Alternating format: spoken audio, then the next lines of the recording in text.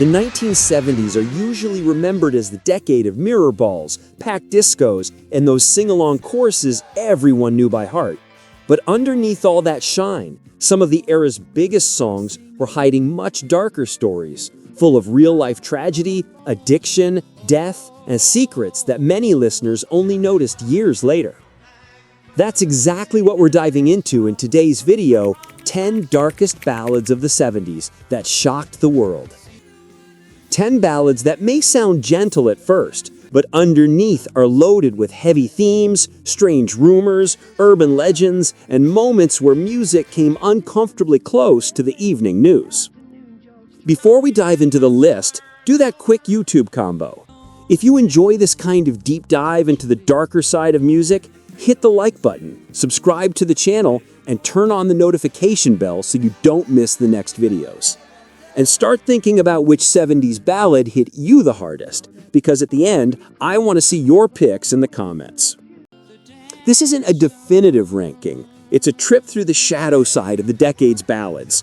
We'll move from a father's quiet regret to farewells that sound almost too innocent. From real-life crimes turned into songs, all the way to a rock opera that feels like confession, trial, and sentence all at once. So grab your headphones, dim the lights, and let's start with a song many people thought was cute, but that actually plays like a family curse. Number 10, Cats in the Cradle by Harry Chapin.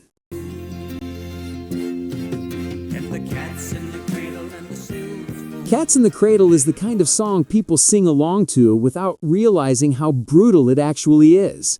On first listen, it sounds like a sweet little story about a busy dad and a kid who grows up too fast. But if you pay attention, it's basically a horror story about lost time and about how emotional neglect turns into an inheritance. Released in 1974, the song follows a father who is always too busy while his little boy keeps asking for his time. Years later, when the dad finally wants to make up for it, the kid is now an adult, and he's the one who doesn't have time anymore. There's no sudden tragedy, no cartoon villain.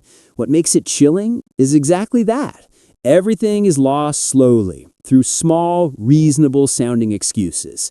Maybe that's why the song has never really left. It keeps coming back in movies, commercials, and TV shows as an uncomfortable mirror for parents who lived more for their careers than for their kids. Decades later, Cats in the Cradle still pops up in articles and documentaries, quietly whispering, "If you're not careful, this story could be yours." If this ballad already makes you want to pick up the phone and call someone, the next one goes somewhere even more final. To the moment when there's no one left to call, just heaven waiting on the other side of the door. Number 9, Knockin' on Heaven's Door by Bob Dylan.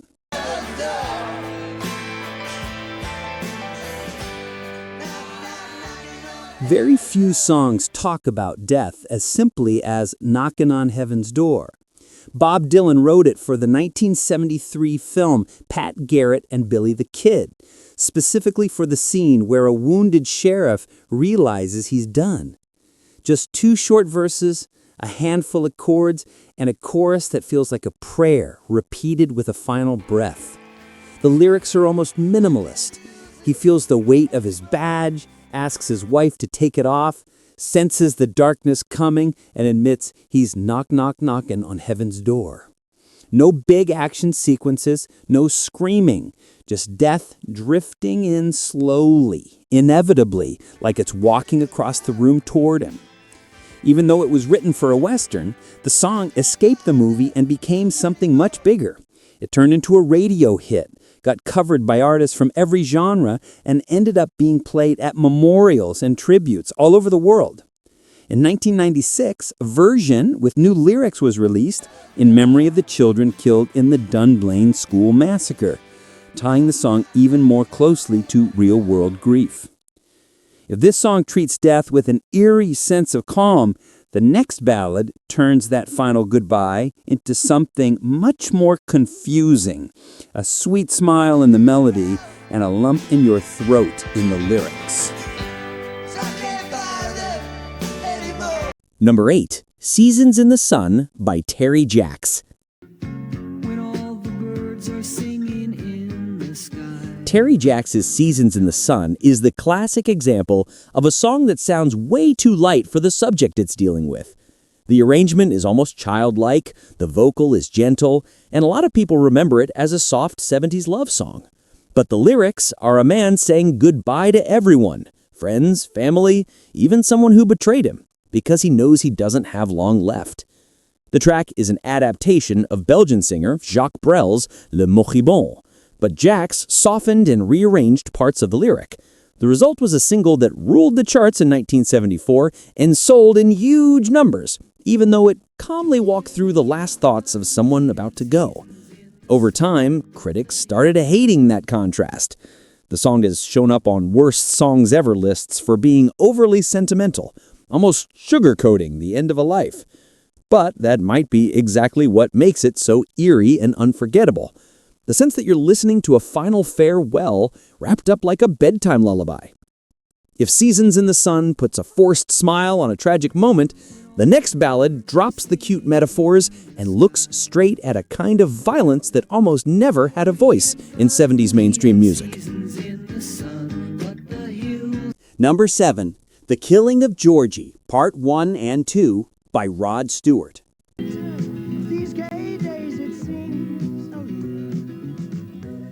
The Killing of Georgie is basically a short movie in song form.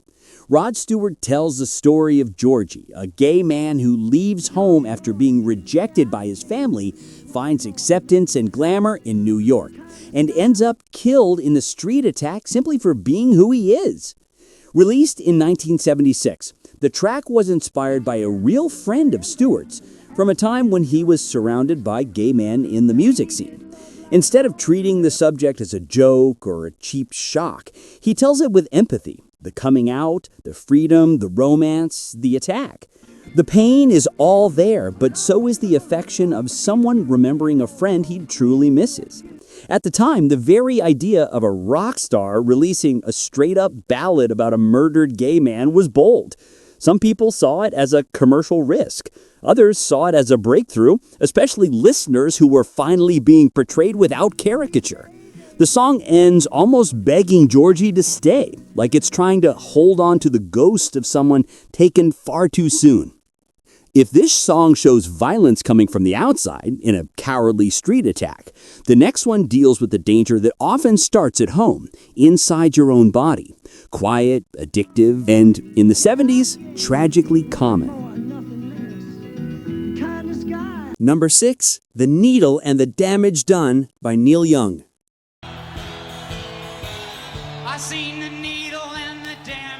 The Needle and the Damage Done has no epic solo and no huge arrangement. It's just Neil Young, an acoustic guitar, and a little over 2 minutes of confession. Recorded live in 1971 and released in 1972, it talks directly about the devastation heroin was causing among musicians around him, including Crazy Horse guitarist Danny Whitten, who died of an overdose that same year. Young has said that the money he gave Whitten to get back home ended up funding the drugs that took his friend's life. Once you know that, every line about watching another one gone hits differently. It's not a lecture, and it's not a neat anti-drug slogan. It's someone wrestling with the guilt of watching people disappear one by one. The song foreshadowed the heavy atmosphere of Tonight's the Night, the album Young later released that was largely dedicated to drug-related deaths in his circle. Today, The Needle and the Damage Done is remembered as one of the rawest, most painful songs about addiction ever written. No glamour, no easy resolution, just the realization that once the needle shows up, very few stories end well. If this needle traps people in silent spirals, the next song is about a different kind of prison. A luxurious place full of promises, one you step into easily, but, according to the lyrics, never really leave. Number 5. Hotel California by the Eagles. Hotel California starts like the perfect trip. A car on the highway, a warm night, a glowing building on the horizon.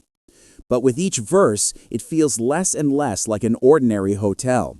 The band themselves have described the song as an allegory for the high life in Los Angeles, a journey from innocence to experience that exposes the decaying side of the American dream. Released as a single in 1977, the track won a Grammy and became one of the most famous rock songs of all time. At the same time, it sparked every kind of interpretation. People claiming it was about drug addiction, about the music industry, about a mental hospital, about a cult you can't escape. The line, "You can never leave," has been fueling theories ever since. In the 80s, some preachers went so far as to claim that Hotel California was really about the Church of Satan, pointing to the album cover as proof that Anton LaVey was hiding there on a balcony, watching the band. Others swear they hear strange messages when they play the song backwards. The Eagles have repeatedly denied any connection like that, insisting that the track is really about excess, arrogance, and spiritual burnout in the world they were living in. In the end, what makes Hotel California so dark is that it never quite tells you what it's really about. You just know there's something wrong with that place, some beast nobody can kill, and people trapped by choices that looked like fun when they made them, but the song never fully explains itself. And maybe that's exactly why it's stuck in people's heads for nearly 50 years. If this song still hides its horror and metaphors, the next ballad drops the filter completely and sticks itself to one of the decade's most shocking cases, turning a cold sentence from a teenage girl into a hit chorus. Number 4, I Don't Like Mondays by the Boomtown Rats. I Don't Like Mondays opens with a delicate, almost elegant piano line and a melody that could belong to any sad love song.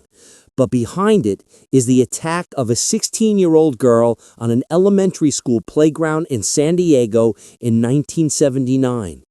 When asked why she did it, Brenda Ann Spencer simply said, "I don't like Mondays, this livens up the day." Bob Geldof has said he read the story on a telex machine during a radio interview and started writing the song almost immediately. The quote became the hook, and the track describes, in a cool, almost journalistic way, the absurdity of someone turning an ordinary Monday into a massacre out of sheer emptiness. Released just months later, it went straight to number 1 in the UK and stayed there for 4 weeks. In the United States, the reception was much messier. Spencer's family tried to stop the single from being released, and some stations refused to play it, worried it might glamorize the violence or, worse, turn the shooter into a kind of anti-hero. Years later, Geldof said he regretted writing the song for exactly that reason. He felt it helped turn her into a name people recognized. I Don't Like Mondays remains one of the most disturbing ballads of the 70s because it proves that sometimes the line between reality and music barely exists. It's not a metaphor, and it's not a made-up character. It's a massacre turned into melody. And after staring at that kind of public horror, our list moves down into something even more intimate. A man alone, standing in front of an empty altar, convinced that the world simply doesn't care about him. Number 3, Alone Again, Naturally by Gilbert O'Sullivan. If you listen to Alone Again Naturally without paying attention to the words, it sounds like a friendly little radio ballad. Gentle arrangement, easygoing vocal, almost breezy. But the story Gilbert O'Sullivan tells is anything but. He sings about being left at the altar, seriously considers ending his own life, remembers the deaths of his parents, and even asks whether there's any point in believing in anything bigger at all. Released in 1972, the song became a worldwide phenomenon, hitting number 1 in several countries. At the same time, it made some radio programmers uneasy because it talked so casually about things most songs avoided. Extreme loneliness, despair, the urge to just give up. It wasn't melodramatic. It sounded more like an intimate conversation with someone who'd hit absolute bottom. Over the years, Alone Again, naturally, has ended up on plenty of saddest songs ever lists, and it's not hard to see why. O'Sullivan sings as if he's just reporting what happened, never raising his voice, never begging for sympathy. That's probably what makes the ballad so heavy. The sense that everything he describes could quietly happen to anyone, and that you might end up sitting alone wondering if any of it was worth it. And if this song already feels like it goes too far by dwelling on the idea of just giving up on everything, the next one almost does the opposite. It faces death head-on, with a haunting riff and a calm voice saying there's no point in living terrified of the end, which of course led to all kinds of dark interpretations. Number 2. Don't Fear the Reaper by Blue Oyster Cult.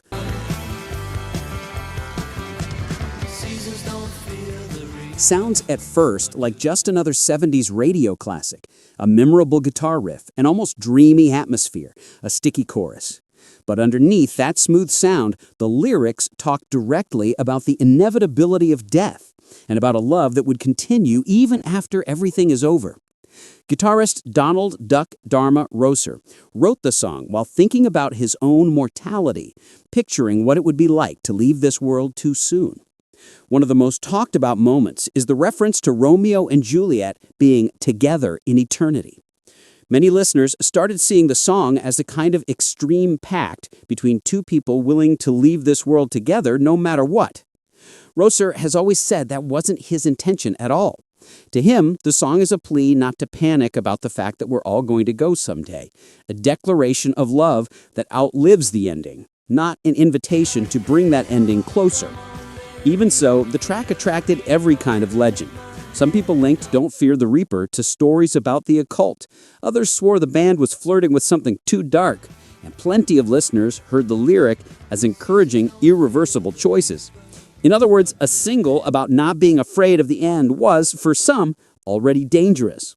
Over the years, it only grew in fame, landed on greatest songs of all time lists, showed up in horror movies, inspired Stephen King's The Stand, and gained an extra layer of weirdness thanks to the famous More Cowbell sketch on Saturday Night Live. In the end, what makes Don't Fear the Reaper one of the darkest ballads of the 70s is that contrast, a smooth, radio-friendly track that spends 4 minutes calmly insisting the end is inevitable, and that somehow you need to make peace with it. And after a song that asks you not to fear death, our number 1 does the opposite. It dives into the chaos of someone who seems unable to accept any kind of fate. Number 1. Bohemian Rhapsody by Queen.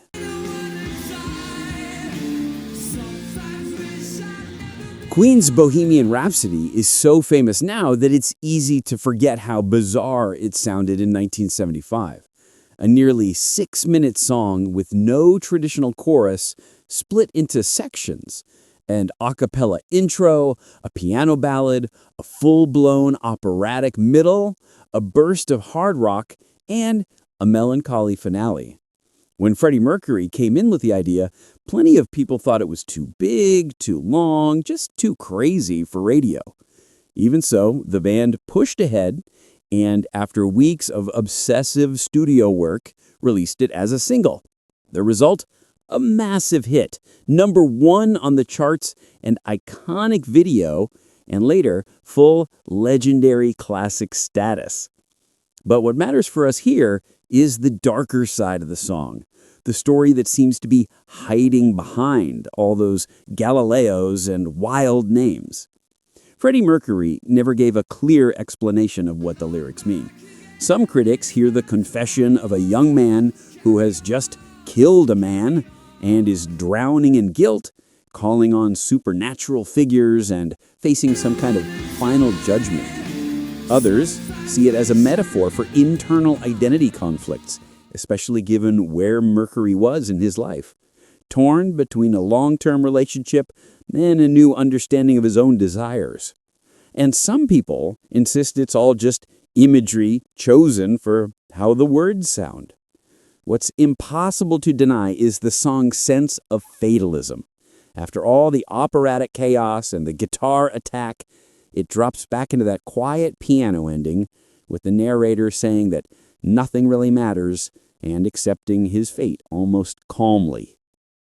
After Freddie's death years later, many fans started hearing that final section as an accidental epitaph, as if he'd already been saying goodbye, even if that's more projection than proven intention. Maybe that's what makes Bohemian Rhapsody the strangest, darkest ballad of the 70s. It never tells you exactly what happened. Instead, it drops inside the mind of someone on the edge of something irreversible and lets your imagination do the rest. When we think about the 70s, it's easy to remember only the shine. Dance floor hits, huge rock shows, choruses everyone knew by heart. But these 10 ballads show the other side of the decade. A world dealing with addiction, violence, intolerance, senseless tragedies, and a growing sense of emptiness. Sometimes in metaphor, sometimes, as we've seen, with no filter at all. The strangest part is that many of these songs ended up soundtracking happy moments. They played at parties, in bars, on car radios, while people who'd never lived through anything like their stories sang along without really thinking about each line. In a way, that's the power and the danger of dark ballads. They make pain beautiful enough to fit into our everyday lives. Now I want to hear from you. Which dark 70s ballad do you think we missed? Is there a song from that era that always puts a lump in your throat as soon as it starts? Drop it in the comments, because this list is far from the only way to look at the decade. And one last important note, all of these songs deal with heavy themes: grief, addiction, hopelessness, the urge to disappear. If any of them hits too close to what you're going through right now, remember that music is a way to vent, but it doesn't have to be the only one. Talking to someone you trust, reaching out for professional help, or contacting a support service can make a huge difference. No one has to go through this alone.